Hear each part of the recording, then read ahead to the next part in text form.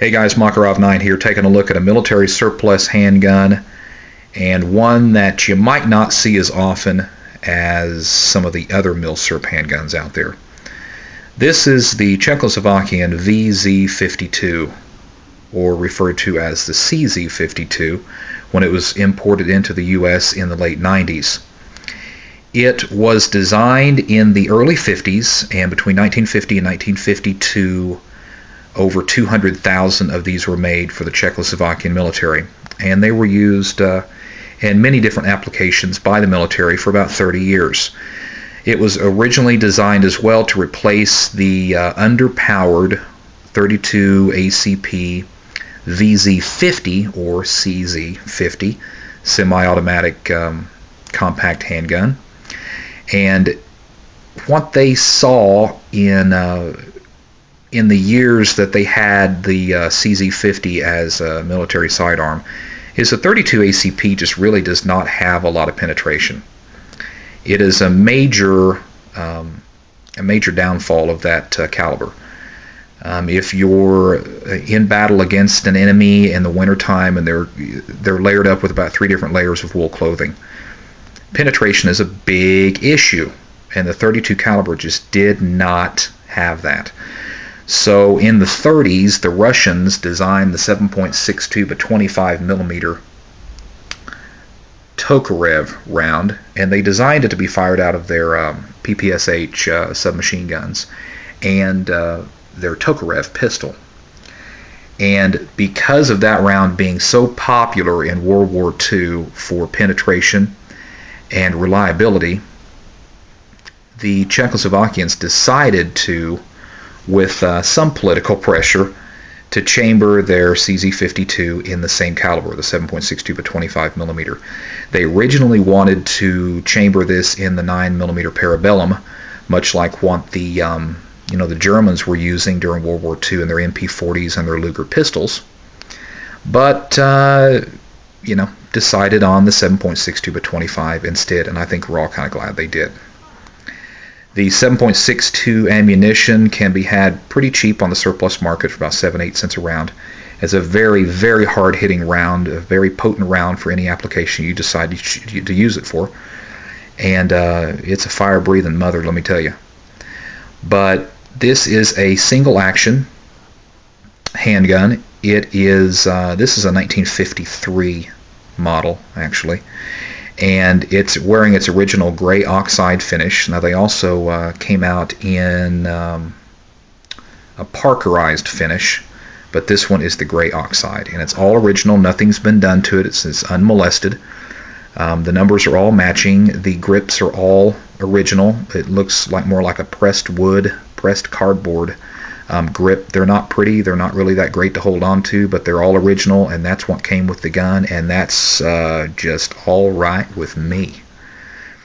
And it does have a decocker, so when you pull this hammer back, you push up, drops that hammer without contacting that firing pin, and then of course you've got your safe position here. Will not fire. Of course, push that down, and red means fire. It will fire with the magazine out, so it has no magazine disconnect safety, which is real nice in a military sidearm. And what you want, let's drop that hammer there. It is fairly simple to disassemble, but I'm going to make a part 2 video because I can't cover it all in this video. It'll just last too long.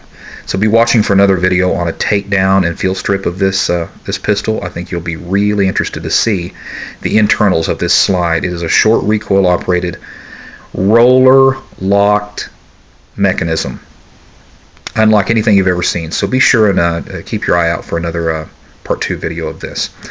It takes a single stack 8-round magazine of the 7.62 by 25 millimeter ammunition, and it has real standard low profile military sights, very short blade in the front and just a notch in the rear there, as you can see, just real low profile, but effective, and they work.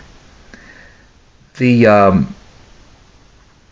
the 80s, the CZ52 was replaced by the Czechoslovakian CZ52, which is a standard double action, single action with decocker, 12-round double stack magazine, and it fires the very popular 9x18 millimeter Makarov, the same round that's fired out of the Russian, German, Bulgarian, and Chinese Makarovs, which is one of my favorite pistols. Look at my YouTube channel. I made a video comparing the Russian Makarov and the Hungarian PA-63, which also fires the same round. I think you'll find that interesting.